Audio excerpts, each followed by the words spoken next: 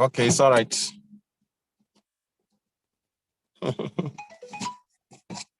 We're waiting for Prabhuji. Okay, Prabhu has come. Sita can go down. Yeah. Can go down.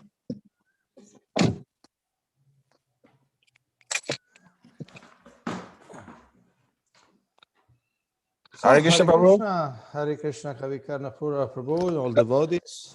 Dandava Prana Prabhu, you're welcome, Prabhu. Thank you. Yes, Prabhu. So, Prabhu, I hope, sorry, I'm in the middle of somewhere, so I don't know you have Bhagavatam there because devotees are going to come in now, but I cannot share because I'm not with Bhagavatam here. And if I have to share with my phone, it will be very slow. Yeah, I can open the Bhagavatam. Okay, Prabhu. Okay, Prabhu. So, in a minute, all the devotee will come in now. Okay. Are you going to introduce me to these students or what? I will tell His Grace Ganesh Akshu Prabhu to introduce you.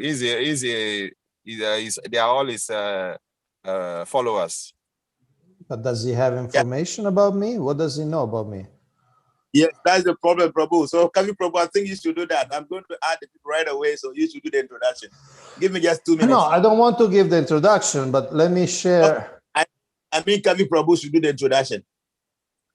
Okay. I'll share with Gyana Chakshus Prabhu my introduction, okay?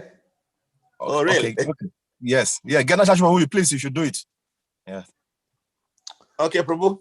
But I don't get the option of sending files here somehow. Oh, files. Oh, let me see. Kavi Prabhu, I think you know a little bit about Prabhu. So let me just add the people. You introduce him. You know, it should be snappy. Can I also become host so I can? Okay, let me make you host, Prabhu. Okay, so I can just put the file there. Now you are the host. Thank you. Transformation, we transform ourselves to transform people. If I show your penny back with the air mathematics here or Zoom, my Sunday link and so be your reality as soon as possible. Thank you.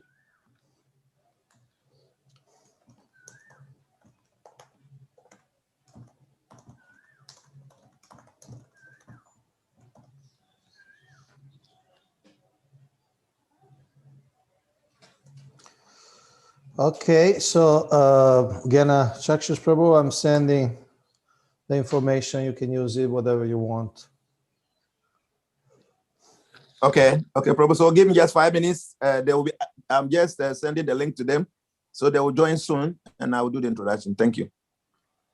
Okay, you let me know what do you want me to do. Okay, Prabhu.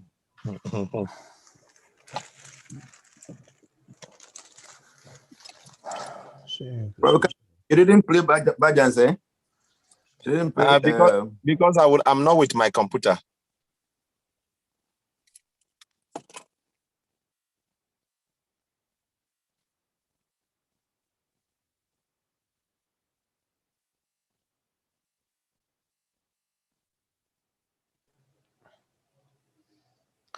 So Kavikarna Pura Prabhu, these students are new to Krishna consciousness. How much do they know? They are very new, very, very new, Prabhu. So they're like guests. Yeah, like their guests, but they have a little bit of ideas because they've been following me on Facebook. And gradually, we are trying to bring them to the platform of understanding Krishna consciousness. But many of them are Christians and Muslims. But gradually, they are doing their best. Some of them are doing the Ekadasi fasting. Some of them are chanting Mahamantra. There are many. So they are joining soon, Prabhu. So very soon, the class will be full with 100 members. Then we will start with the introduction. Hare Krishna. Okay, I'm here. I'm standby. Thank you for your patience, Prabhu.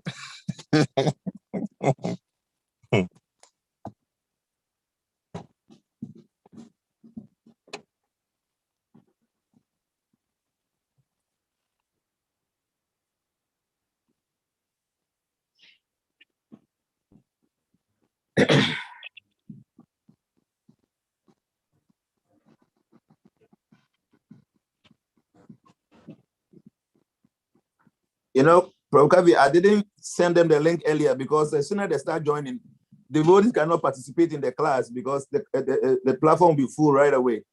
Yes, So I know that you want devotee to come in a little bit, then before you send it to them. I know. Yeah. But I'm going to send them right away. Yeah, most of them already joined itself. Yeah, I just sent the link to one of the platforms. There are about 256 there on that very platform, so they will fill up the class right away. Okay, Prabhu. Thank you very much. Haribo.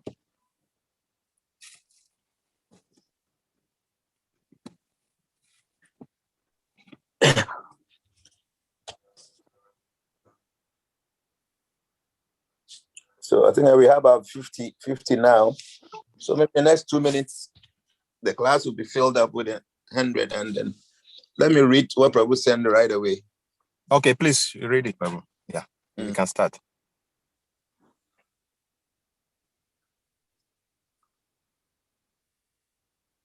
Prabhu is in South Africa, right? No, Italian. No, where is he? It's in Mayapur. Mayapur, okay. Go, please.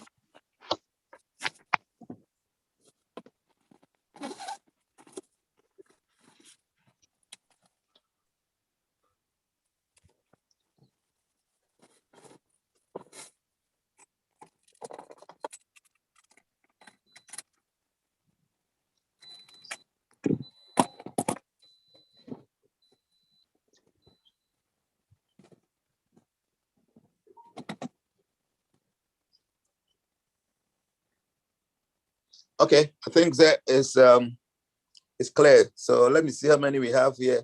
Okay, we have 65 now. Rakabi, we have 65 now, so I think I can do the introduction. Right? Rakabi? Yes, Prabhu. Can I do the introduction because we have 70 now? Yes, Prabhu. Let other people join. We can do now. We can start now. Yes. Okay. We can start now. Yes. Let's read Prabhu's listen now. So transformation, we transform ourselves to transform people. So you're all welcome to this morning's class. Today we are having a very wonderful guest who is one of our senior most devotees in our movement. His name is Kaunteya Prabhu, and he's a co-minister. That's ISKCON Congregational Development Ministry. He is a co-chair of GBC Organizational Development Committee, and he's a member of the GBC Strategic Planning Team. He's a member GBC Nominations Committee. He's a teacher at the Central Studi Bhaktivedanta, that's Special Duty Officer for ISKCON Brazil, PhD in Endovedic Psychology. He was born in Rome, Italy, and he joined ISKCON in 1980. One of our senior devotees. So please, I introduce all of you here because you have a feel of other devotees from other part of the world.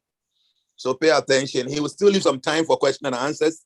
So if you have any question or answer based on what he's going to speak on today, you'll be given the opportunity to ask those questions. Thank you so much, Prabhu. It's a privilege having you on this platform, and we are grateful that you had the time for us. Hare Krishna. Thank you, Ganachakshus Prabhu, and thank you to all the participants for dedicating this time. I was asked to speak on a particular verse from the main book, philosophical and theological book of the Hare Krishna movement. It's called Srimad Bhagavatam. And I can share the screen so that you can also see. You can also see. Oh, give me a second. Share screen. You need to make me a co-host so I can share the screen. Yeah, you are a host now, Prabhu. You can share the screen now. Okay, now I can do it. Sure. Go. Let's go. Okay. So this is, as I said, the Srimad Bhagavatam. It's a text has got 12 cantos. This is the first canto, chapter 7, text 37. I'll just read the Sanskrit once. Swaprananya varapranhai prapushnatya grinha kala tadbhadastasya hi shreyo yadosha yatyadha puman. I just want to give you a very quick introduction to this section. We are in the middle of a debate. We are in the middle of a quarrel in a family. It's a royal family of India 5,000 years ago. And the particular issue was there was a criminal. It was clear it was a criminal. In fact, he had killed very young boys in their sleep. This man was a warrior, and he had killed these boys in their sleep. So then the father of these boys said that, made a vow that he will kill him in retaliation, in punishment. But now there is a whole discussion back and forth, should he be killed or not? Because one reason is that this killer was the son of the guru, of the teacher of this family. So there was a sense of respect and so on. So in this section of the book, there is a lot of arguments for or against killing this criminal. And this particular verse, it's an argument for killing him. Okay, so let's see. A cruel and wretched person who maintains his existence at the cost of others' lives deserves to be killed for his own well-being. Otherwise, he will go down by his own actions. Purport by Srila Prabhupada, the founder Acharya of the International Society for Krishna Consciousness, the founder spiritual master. So we'll read the purport and then we'll comment, and then after some time we'll take some questions if there is any. A life for a life is just punishment for a person who cruelly and shamelessly lives at the cost of another's life. Political morality is to punish a person by a death sentence in order to save a cruel person from going to hell. That a murderer is condemned to death, to a death sentence by the state, is good for the culprit, because in his next life, he will not have to suffer for his act of murder. Such a death sentence for the murderer is the lowest possible punishment offered to him. And it is said in the Smriti Shastra that men who are punished by the king on the principle of a life for a life are purified of all their sins. So much so that they may be eligible for being promoted to the planets of heaven.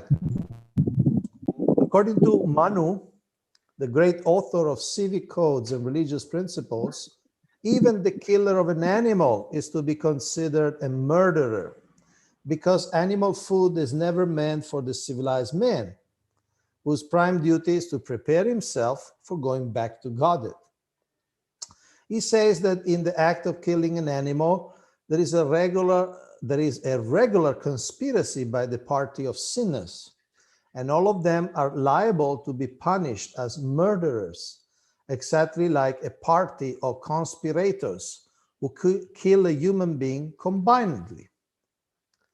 He who gives permission, he who kills the animal, he who sells the slaughtered animal, he who cooks the animal, he who administers distribution of the foodstuff, and at last he who eats such cooked animal food are all murderers, and all of them are liable to be punished by the laws of nature. No one can create a living being, despite all advancement of material science, and therefore no one has the right to kill a living being by one's independent whims. For the animal eater, the scriptures have sanctioned restricted animal sacrifices only. And such sanctions are there just to restrict the opening of slaughterhouses and not to encourage animal killing. The procedure under which animal sacrifice is allowed in the scriptures is both good for the animal sacrificed and the animal eater. It is good for the animal in the sense that the sacrificed animal is at once promoted to the human form of life after being sacrificed at the altar. And the animal eater is saved from grosser types of sins, eating meats supplied by organized slaughterhouses, which are ghastly places for breeding all kinds of material afflictions to society, country, and the people in general. The material world is itself a place always full of anxiety, and by encouraging animal slaughter, the whole atmosphere becomes polluted more and more by war, pestilence, famine, and many other unwanted calamities. Before starting, I like to pay my respects to the line of teachers. Om Gyanati Piranda Syagananjana Salakaya Chakshuru Mritamina Tasmai Shri Guru Vilma. Om Shada Krishna Stablesh Manjavaka Swami Nityanami Namo Sharpada Nita Griba Pradani Guru Katalamadana Guru Gumatani. Om Vishabda Krishna Stablesh Mad Bhakti Vedanta Swami Niti Namne Namaste Saraswati Devi Gauravani Pacharne Nirvishisha Shunyavadi Paschatya Deshatarine. Vansha Kalpatarubhischa Kripa Sindhu Vevacha Patitanam Pavanebhyo Vaishnavibhyo Namo Namah. So basically this text speaks about two major topics.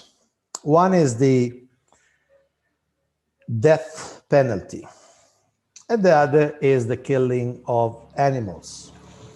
So we'll start with the death penalty. Now, we need to understand that all our social, judicial, or legislative policies should be based on knowledge. Unfortunately, nowadays, people don't know what is death. And therefore, if you don't know what is death, it's very hard to decide if death penalty is proper or not. Just to give you an example, can I share again, please? Can I share my screen again? Yes, Prabhu. Yes, you can share now. Thank you. I took the also that I can control the noise from the background. Okay. So this is a picture I want to share with you. It's a world map, as you could see. And there are 4 different colors divided by the different policies that different countries have in relation to death penalty. You could see that red are retentionist countries, means they retain the death penalty and they use it. And you see the United States of America, you see China, you see a number of countries in the Middle East, North Africa. In West Africa, only Nigeria keeps the death penalty. Then there are the brown one, they're abolitionist in practice country because they have the death penalty in their books, but they have not executed anyone during the last 10 years. In other words, they have it, it's legal, but they don't use it. So basically they are abolishing death penalty in practice, although not in the law. Then there are the green one, very light green, as you could see. These are abolitionist countries, except for crimes committed under exceptional circumstances. And then you have the dark green. These are abolitionist countries. They don't believe in the death penalty, and it's banned. Nobody can commit any crime in these countries and be killed. The maximum is a life sentence in prison. So you have some countries in South America, Central America, Canada. You have all of Europe, basically. You have the southern part of Africa. You have Australia, and so on. Central Asia, so on. So I assume you're all from West Africa. It's interesting that in West Africa, you find all four examples. You have Nigeria that have and use death penalty. You have Togo and Benin who have abolished death penalty. You have Burkina Faso. You see, no, this is West Africa, obviously. You have Burkina Faso who are, they are abolitionists, but they can use death penalty in special circumstances. And you have Ghana, Brown. They have it in their books, but they practically, they don't use it. They never use it. At least in 10 years, they never killed any criminal. Now, why am I sharing this information? Because we could see that different people have different ideas, different parts of the world have different attitudes. In some countries, they do use the death penalty, but it's extremely rare. In China, for example, death penalty is very common. In fact, China executes more people every year than all other countries put together. Of course, China is a big country, so naturally they will have more crimes, but still, only China by itself executes more people than all the other countries put together, which I guess it's interesting. But the point is this jurisprudence, these legislations are obviously based on incorrect knowledge. It's not based on science. It's based on feelings, different ideas of ethics. Some people feel that human life is sacred and can never be killed, should never be terminated. Others feel that because of the protection of society, if somebody is a criminal, a murderer, should be killed. And here, the Srimad Bhagavatam, the text we read today, promotes the death penalty, but on a very particular philosophical basis. It says, a murderer is a great sinner. To kill another human being is a great sin. And this is in every religion, in every society. No society in the world, religious or atheistic, approves killing another human being without reason or without, I mean, unless it's in a war or something like that. You cannot kill somebody else. The Bible says, thou shalt not kill, right? So in every human society, killing another human being is prohibited. But here, the Srimad Bhagavatam is saying, if somebody is a murderer, he is accumulating so much karma, bad karma, so much reaction to his activities that to kill him is actually beneficial for him.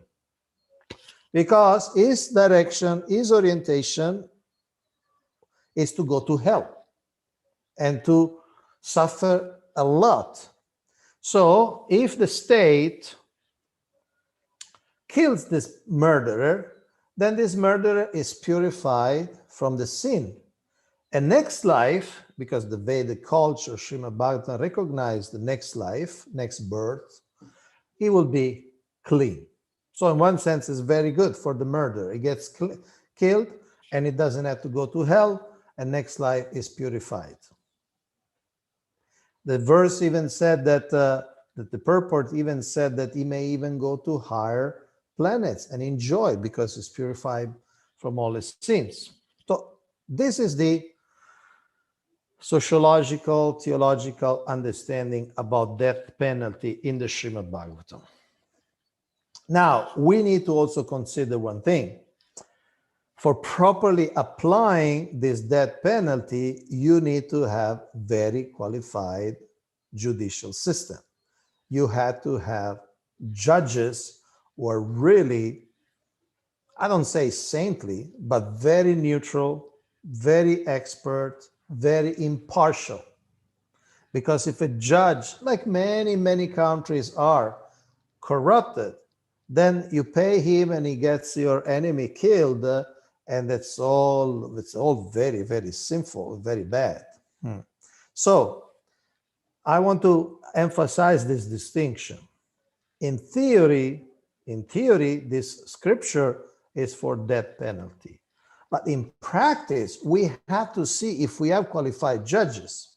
Because if we don't have qualified judges, then it can be a disaster. It can be used as a political or an economic tool. Just like surgery. Surgery is very beneficial for society, but the surgeon must be qualified. Otherwise, if people start cutting people open, but they're not doctors, they're not surgeons, they're not qualified, they're not certified, that will be a disaster in society. I understand this is a big topic. I just wanted to give the introduction on death penalty. But the main point to understand is that the soul, the self, never dies. So either it's killed by a murderer or it's killed by the state, the self always survives. Because it's two different energy. There is the living energy and the non-living energy. Our body is made of non-living energy. Our blood, our bones, our muscles, our organs, they're made of non-living matter. While the self, the soul, the spirit soul, it's living. And it's living independently from the condition of the body.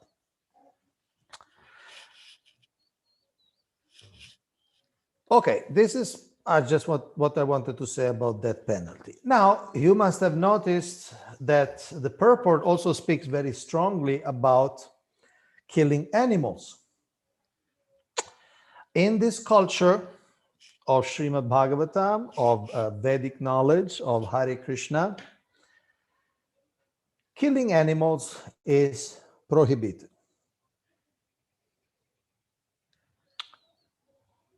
And the killing of animals is considered like a conspiracy. Everybody will be culpable. Everybody will be involved in sin.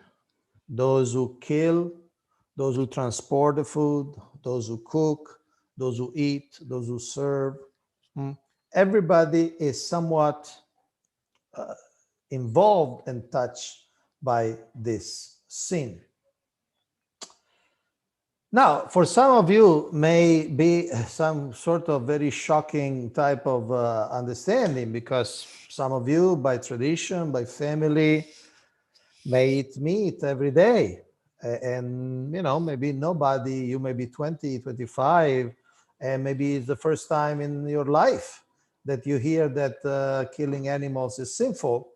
So it may be a really shocking news, or maybe you'll feel that, oh, this is not according to my culture, this is not what I believe in, and so you might tend to reject. We are asking you to please open your mind, listen, consider, study, research, and then of course you come to your own conclusion.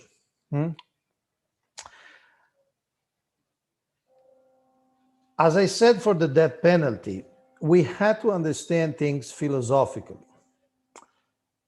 Any living entity, plants, animals, they have a soul. There are souls. Just like we are souls, we human beings are souls. We are souls in a human body. So the same soul, the same quality of the soul, the same person can inhabit a human body, can inhabit a tree body, can inhabit a dog body, an elephant body, a monkey body, a cow body. The soul is the same. Just like a human being can drive different types of vehicles. A human being can pilot a big airplane. Another human being can drive a big truck. another human being can drive a car, and another human being can drive a two-wheeler or a bicycle, or some other human being can just walk. Give me a moment, I have to close my phone.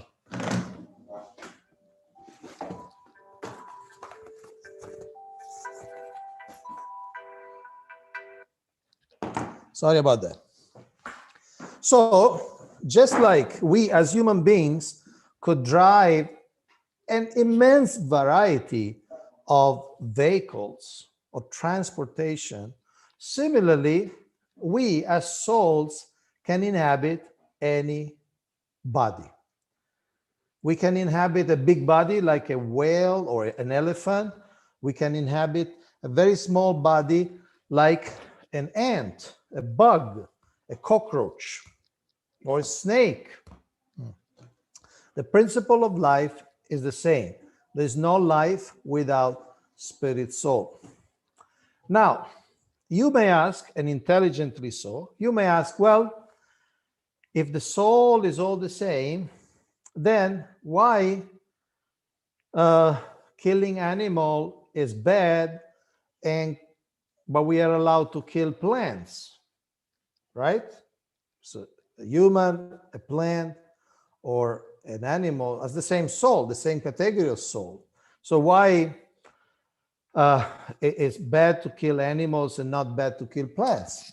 Okay, good question. There are two types of answers to this question. First of all, we to be alive, to survive, we need to eat something living. We need to eat the body of something living. It's a law of nature. We cannot eat stones or marble or wood. We need to eat something organic. But we need to be directed by the scriptures. We cannot just, because the scriptures are the words of God. And so we need to commit some violence just to stay alive, but we have to follow the laws of God. So in the Vedas, it is said, okay, you should not eat animals, you should eat plants. In fact, I mean, even in the Bible, I know the first page of the Bible, Genesis, when God creates the world, he gives to human beings all the plants of the land as food and give dominion to man over animals. There's a difference between food and dominion, control. So God in the Bible gave control of the animals, but he gave plants as food. And this is we can find throughout the Bible. Even in the letters of St. Paul to the Romans, he says, it's not good to eat meat. I believe it's Romans 14:21. You can check. It's a long time I don't see. So this is the first part of the answer. Why plants can be killed and why animals should not be killed. Because there are laws in the scriptures. There are laws of God that prohibit killing animals. The second part of the answer is that even when we kill plants, there is some reaction. There is some sin. The sin is less because the consciousness, the pain of a plant is much less than the pain of an animal. If you cut a plant, a flower, or even a tree, it's not like cutting the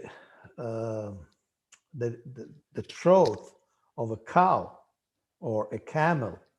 It's very different in terms of the experience of death, the agony that the animal feels, which the plant doesn't feel. But there is still some sin, there is still some reaction, some consequences. So different scriptures explain how to get rid of that. In the Vedas, the Bhagavad Gita, Srimad Bhagavatam, they explain that we can kill plants, but we have to offer them in sacrifice. And when we offer them in sacrifice, then we don't get the karma. We don't get the sin.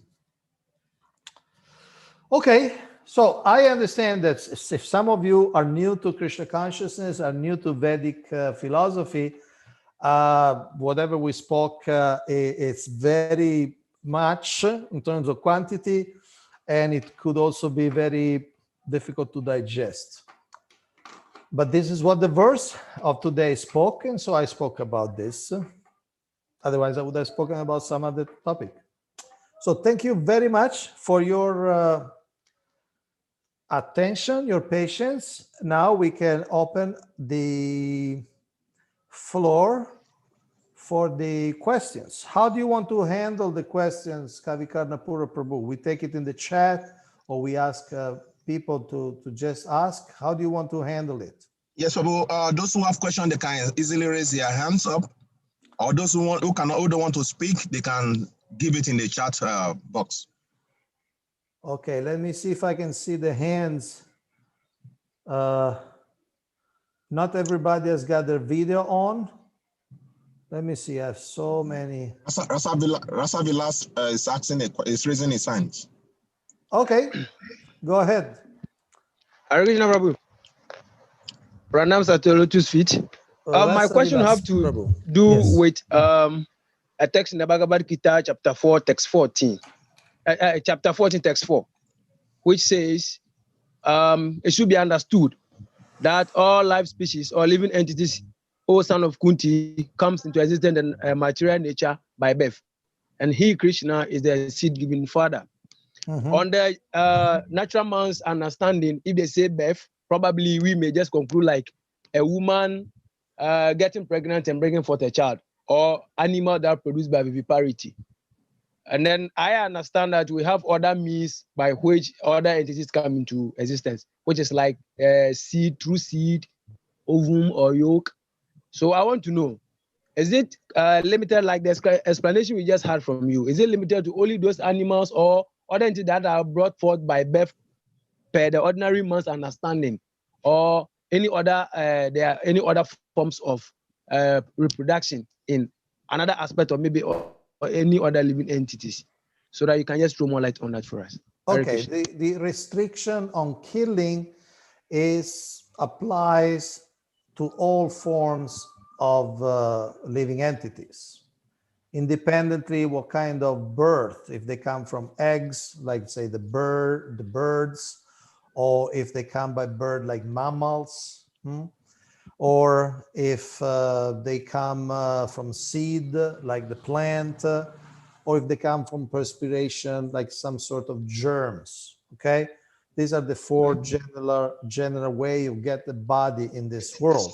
So the restriction on killing is on every type of living entity. At the same time, because of the development of knowledge, a consciousness of the different living entities, more elevated is the living entity and more sinful is to kill. Like in the Vedas, it says that a cow should never be killed by any reason. For any reason, the cow should be killed, because the cow is like a mother. Many of us grew up drinking cow milk, and we still drink cow milk. So the cow is considered one of the natural mothers of human beings. So it should never be killed. Other minor animals, if somebody is really attached, the Vedas give some specific sacrifice, some specific ceremony, some specific procedure in which, in special case, they can kill lower animals. So no living entity should be killed, or at least there is restriction for killing any living entity, but there is also a gradation. So higher is the living entity and more is the sin in killing. So for animals is much higher. for plants is much lower. So Prabhu, we have a question in the chat room. Okay, let me take a look at the chat room.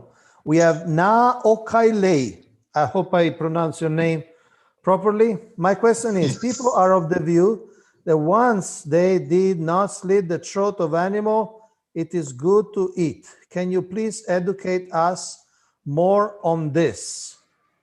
There's another one before that. Oh, okay.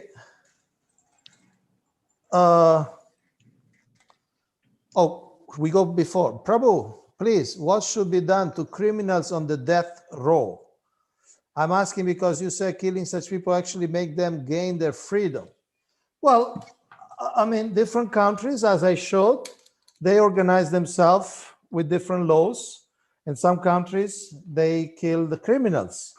Hopefully, they have gone through a fair trial and the law is applied impartially, wisely. We hope that. We don't know if the judge is neutral and all the procedures are properly applied. Then in some countries, they kill criminals, they kill murderers or those who make very big crimes. So what should we do? Well, if they, in that country, that's how they deal. Well, that's how they deal. It's not bad. It's not, in principle, it's not bad if they apply properly. So, as I said, and as the scriptures say, it's good because this way they pay the karma they don't have to pay in the next life. We can try to help them before they get executed. We can help them by inspiring them to be more religious. Whatever is their religion, they may be Islamic or Christian, or they may be following Krishna consciousness. So while they are in the death row waiting to be executed, they should use the time to read scriptures and pray and ask forgiveness to God for the sins they committed. But if they are really guilty, when they get killed, they get rid of their sins. So in one sense, it's good for them. So back to the question of Na. My question is, people are of the view that once they did not slit the throat of animal, it is good to eat. Can you please educate us more on this? You know, there are many, many ways of killing, and in one sense, all killing is the same. So yes, in certain communities, they have a very elaborate ritual to kill the animal in certain ways or to draw the blood and so on. But basically, without getting into all the historical and cultural aspects, killing is killing. Slicing the throat or with a bullet in the head, killing is killing. Again, different procedures are there to emphasize that killing is bad. And maybe they try to do it with less pain for the animal. So I'm not criticizing in particular any tradition, any culture, but we need to understand the philosophy. Killing is killing. So we have one hand up, Prabhu. Once Kofi is raising his hand. Please, can you unmute yourself and ask Prabhu question, Kofi? Thank you for the chance. Prabhu, good morning here. My question was, what about killing out of self-defense? Yes. Well, I think you kind of answered that a bit on your last question. And the second question was with germs, which I think also comes in line. I just want you to expand on that a bit for us, please. Okay.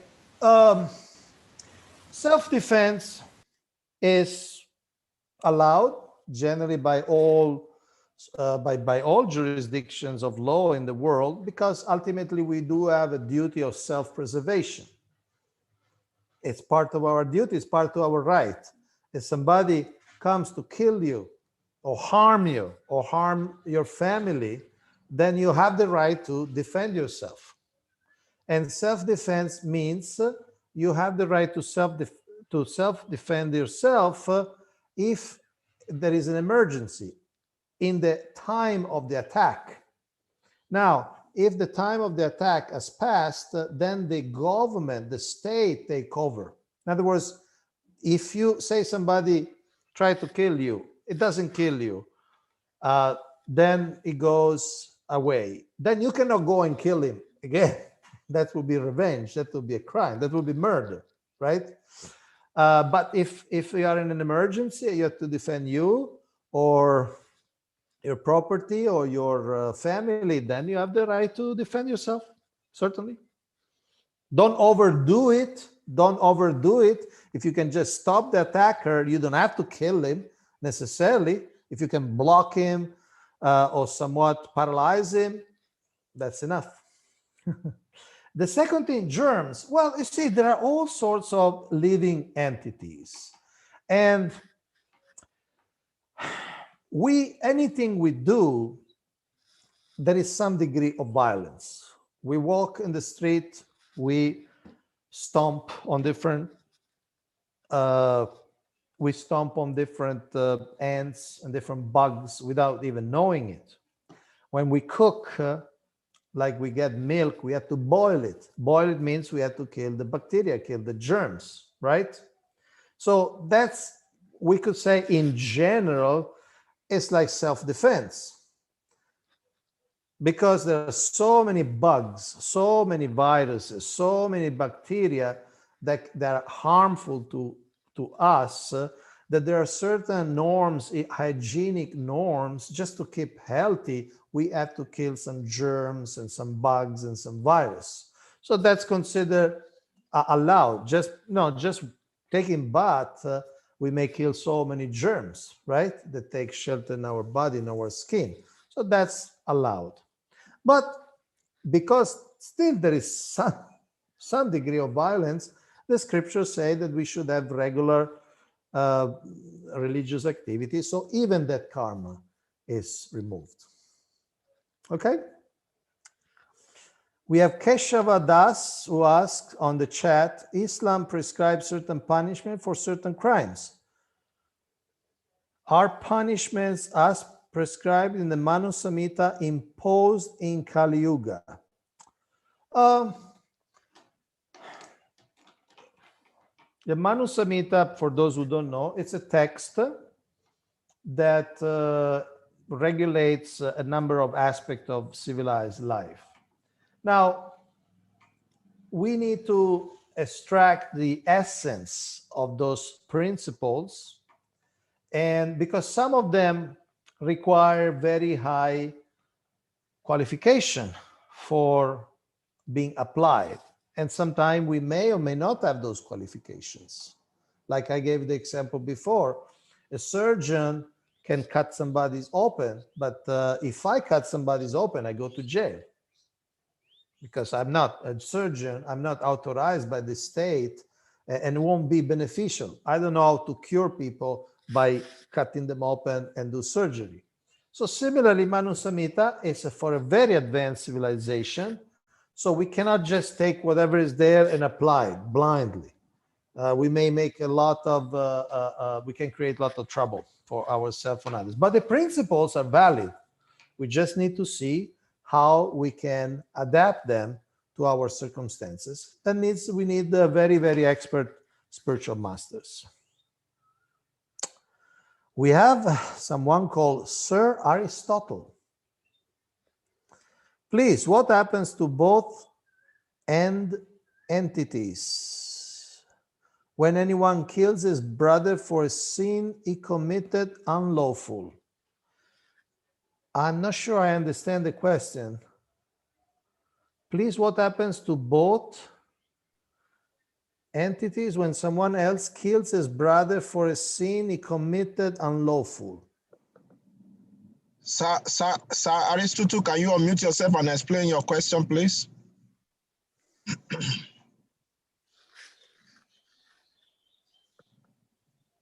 Sir Aristotle, are you there? Yeah. Please, can you explain your question? If possible, Okay, you can on your video so that we can see you. We'd like to see your lovely face. Actually, what I'm trying to ask is that should I kill someone for a sin he has committed? Let's say the person killed my brother and I killed the person in return. No, the answer very simple. No. No, because there is a law in the country that there is a procedure. Even if you know that this person is guilty, you are not authorized to exact revenge. You are not authorized to punish. Just like if you're not the policeman, if you are not a policeman, you cannot put fine on cars. You may see a car which is parked in a wrong spot. Okay, you know, okay, there is a no parking sign and there is a car. But if you're not a policeman, if you're not a traffic police, you cannot charge the person. Oh, you are parked in the wrong place. You have to give me $10 or $50. You cannot. You're not authorized. So in the state, in the government, in society, there are people who deal with criminals. Those are the policemen. They can arrest. Then there are judges who apply the law of the country. And then in some cases, there are executioners, no hangmen, or there are prison guards that keep the person in the prison. But me or you are not authorized to exact revenge. If you do, you are also guilty of murder. It's as simple as that. We have another, okay? So don't kill anybody. Genash Prabhu wants to ask you a question. We have some question in the chat room, but Genash Prabhu, can you please ask your question? Mr. Prabhu, please, thank you so much for this wonderful lecture. And I hope my people will be very pleased with your presence today. Prabhu, please, I wanted you to throw more light on the powers and the potency in the Mahamantra, the Hare Krishna Mahamantra. Okay. It's so powerful, and why is this enough? Hare Krishna. Yes, all the scriptures of the world, especially the Vedic scripture, but all the scriptures speak about the potency of the holy names of God. And two things. First of all, the holy names of God have the power to remove sin, to counteract sin. At the same time, it is also explained we should not use the holy name of the Lord as an excuse to commit more sins. In other words, I should not do something wrong and then think, later on I will chant the holy name of God, that become purified. That's an offense. That's an offense. That's a great insult to God and to his holy name. Now, the scriptures also explain that the holy name are powerful because God and his holy name are non-different. In this world, an object and his name are different. If I'm thirsty, I need water. I need the real object water, the real element water. I cannot just say water, water, water. Doesn't work because the name water and the object element water is different. But the Lord is absolute, and so his name and his form and himself are not different. Therefore, it is explained that is very, very, very powerful. So I'll stop there. We have other question. Another question from Na. Prabhu, please, in case I kill consciously or unconsciously, what can I do to save myself from being punished? Are you talking from being punished by the state, or I think you're saying being punished from the law of karma? Am I correct? So I take your question to say how you can protect yourself from being punished from God. Okay. See, God, we need to understand, is the person. Just like somebody may do something wrong to us. Then, if the person comes very humbly, very remorseful and say, I'm sorry, I made this mistake, I hurt you, I did something to you that I should not have done. I'm sorry. Then we can forgive. Say, okay, no problem. You're forgiven. Don't do it again, but don't you're okay. We are okay. We are cool, as they say colloquially. We are cool. So God is also a person, just like we have some sense of compassion, some sense of mercy, some sense of kindness. God is supremely merciful, supremely kind, supremely compassionate. So we should ask God forgiveness with the heart. Say, look, I was ignorant, or I was a moment of, I was weak, I was confused, I did something that I should not have done. So God, please forgive me. And God can forgive you. God also gives you tools to become stronger, so that you can become stronger for next time, like prayer, like meditation, like reciting on different rosary, like japa or rosary or other form of counting beads. Every religion has got some counting bead. So if we want to become free of sin, we have to purify our mind, because the seeds of our mind, the seeds of sin are in our mind. So we need to purify our mind.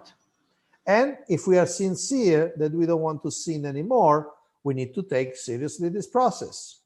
Read the scriptures, chant the holy name of God, do different type of service. We can attend different religious services, so that purifies our mind. It gives us, makes us more holy, more wholesome. So either if you did it consciously, unconsciously, the solution is to purify our consciousness through different religious, spiritual activities that will purify our consciousness. And we need to ask forgiveness to God. And He's very kind. He can forgive us if we are sincere. We have a question before that, Prabhu. Before that one, there was another question before that one. That was Aristotle. There was another one after Aristotle. Then before this one you read. Which one? George Omega. Let me see. Prabhu.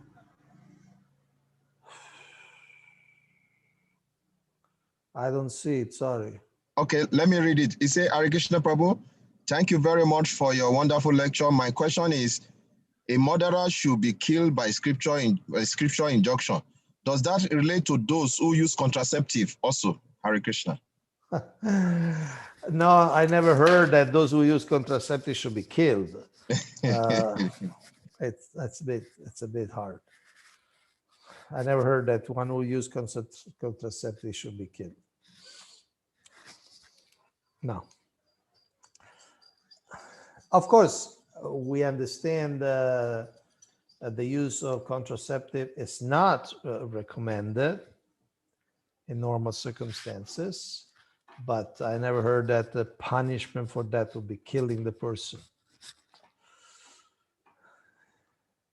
Good morning to everyone. Can you please throw more light on this? Though many people know that Lord Vishnu is also known as Narayan, but very few know the secret behind it. As per legend, water was born from the feet of Lord Vishnu. The name of Ganges River, Vishnu Padodki, that came out from the feet of Lord Vishnu, highlights this fact. Also, water is known as Nir or Nar, and the place where Lord Vishnu stays is also water. Therefore, from Nar, his name Narayan is formed. This means God living inside water. Yes, that's one meaning. The names of God have so many different meanings. I give you the example of Krishna. Krishna, one meaning of Krishna is the all attractive. If you take grammatically the word karshati in Sanskrit, the verb karshati means to attract. So Krishna means the most attractive Supreme Lord. But Krishna, if you take it grammatically in a different way, also means one who destroys, terminates the cycle of birth and death. In other words, one who saves us from the repeated cycle of taking birth and die in this world. So Narayana has many meaning. One meaning is that he comes and he lies down on the ocean, the causal ocean, and also the Garbhodaka ocean. So there are oceans, as described in Vedic literature, and God lies down in those oceans. So that's one name. God lays on the water. And that's also indicated in a general sense in the Bible. At the beginning of Genesis, it says that the Spirit of the Lord was floating on the water. So that's the description of Narayan. Another name is Narayana, Nara means living entities, and Narayana means is the shelter of all living entities. So there are many meanings of the names of God. Like, for instance, I saw a devotee, his name is Keshava. Keshava means, if you take it in one way, it means Krishna was very long, curly, black hair. But Keshava also means one who killed the demon Keshi. So like that. So Narayana, yes, that's one meaning. By the way, in about 5 minutes, I need to go with your permission. But if there are one or two more questions, we can try to answer. Thank you very much, Prabhu. I'm not seeing any hands up, except if anybody still wants to ask question. But for now, I don't think there's any hands up. And we really appreciate your time for coming. Oh, there is one devotee. His name is iPhone. Wait, that's okay, not his name. Okay, iPhone. That is, okay. iPhone, please, can you speak? First of all, tell us what's your name, because I don't think your mother gave you the name iPhone. Hare Krishna Prabhu, this is Ojasu Sham Prabhu. Hare Krishna. Hare Krishna. Kavi Kanapura, this is Ojasu Sham. Yes, sorry, Prabhu. I'm just seeing you now. I'm just seeing you now. Hare Krishna Prabhuji, thank you for your wonderful lecture for today. You know, this has always been a problem in the society when it comes to killing of the animals.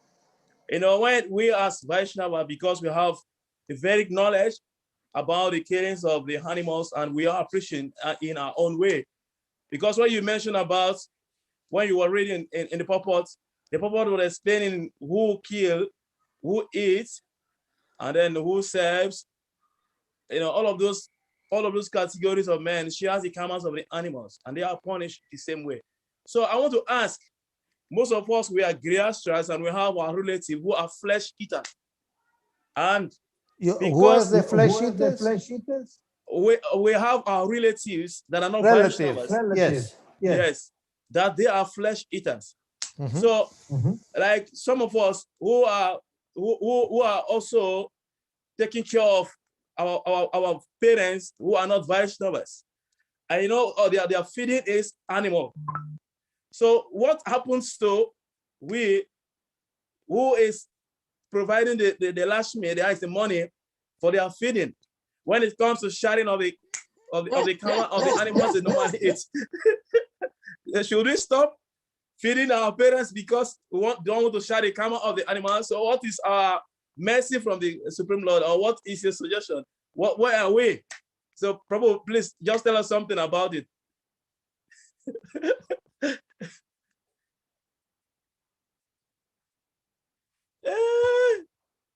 I can't hear again.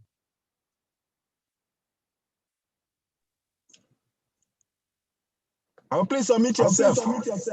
Okay, Yeah. done. Okay, done. Now, no, if you stop feeding them, you are killing them, and this is very sinful. Right? So, sometimes we are in a position that we are forced to commit sins. Now, you can try your best. If your parents completely depend on you, from your money, from your maintenance, from your support, you can try to ask them, look, please respect my principles. Please don't eat meat. You can teach them how to have a very high protein food like soya without eating meat. In many countries, there is vegetable meat. It looks like meat, it tastes like meat, but it's made of vegetable, right? So you can help as much as you can for them to please don't eat meat.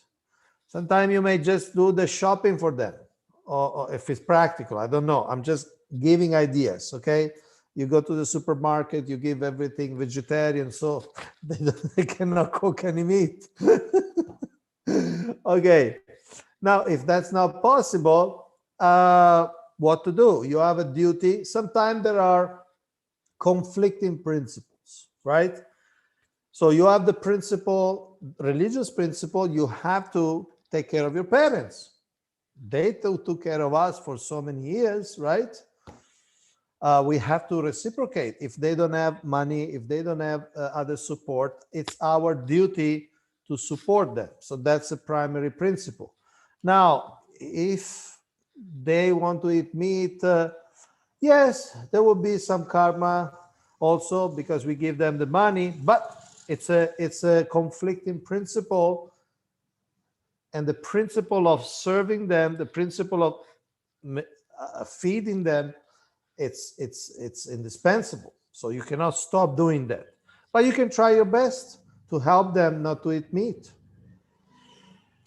So try your best. Sometimes even the best may not be ideal. You try your best, what you can do. Oh, thank you, Prabhu. Prabhu, I don't know, maybe you still have some few minutes. I'm seeing What? one hand up. If not, we can call it a day. I can take one more question if it's Okay. I can do short. Okay, Rasa Vilas, Prabhu, please can you unmute yourself? Yeah. Krishna Prabhu. So my final Sorry, question. Jashvi Prabhu, we'll take Rasa Vilas Prabhu. Yes. There are some offenses that we commit. Probably we see that it cannot be avoided. Probably, let's say we light fire to cook our food. You started Yes.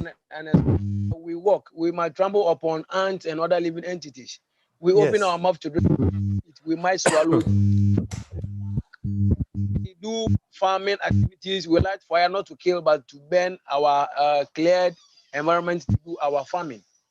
So Things what like is this your cannot question? So the question is, in a situation like this is cannot.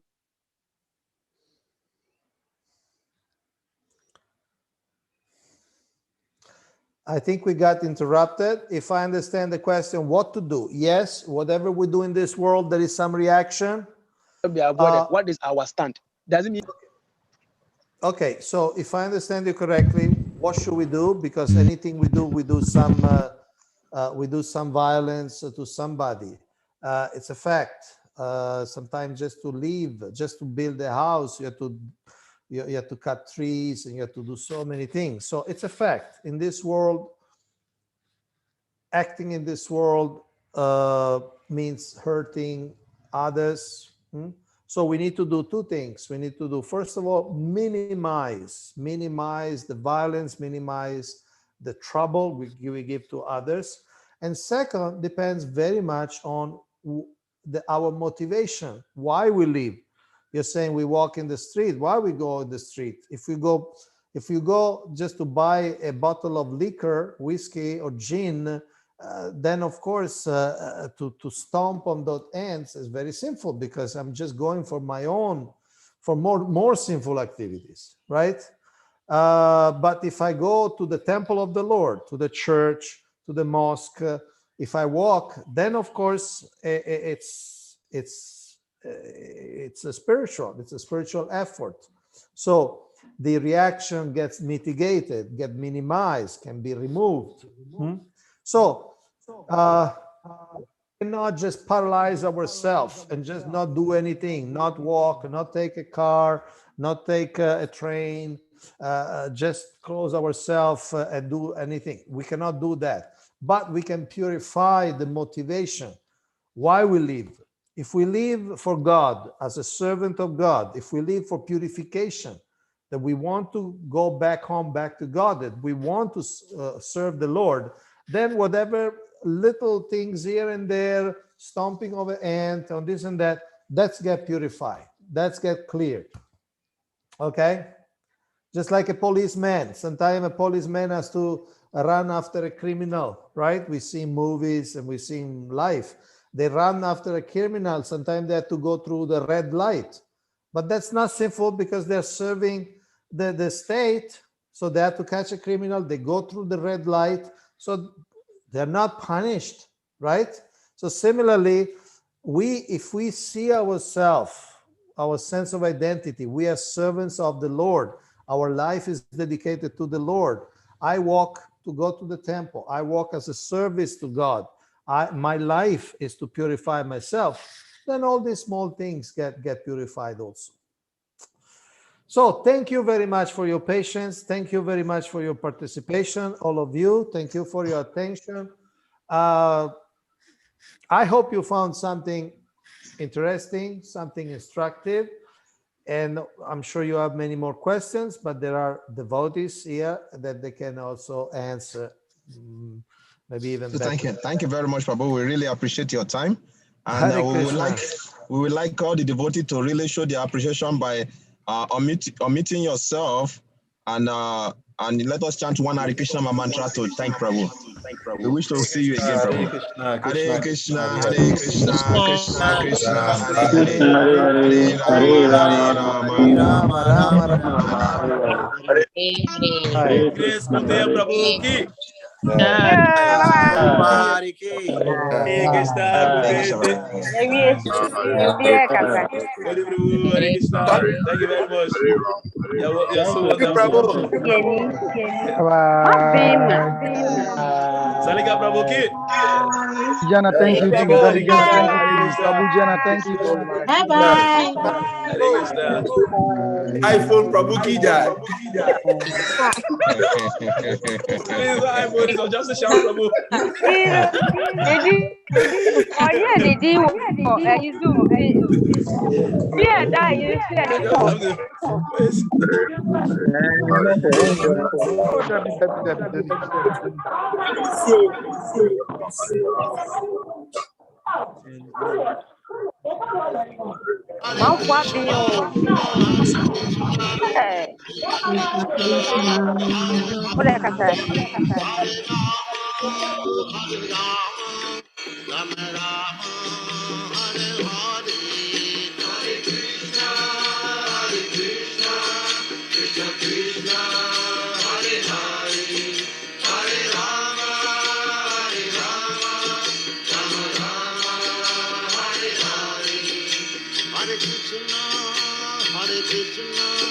Krishna Krishna, Hare Hare, Hare Rama, Hare Rama, Rama Rama, Hare Hare, Hare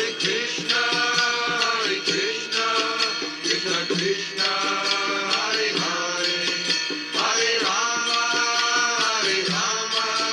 Rama Rama, Hare Hare, Hare Krishna, Krishna Krishna, Hare Hare, Hare Rama.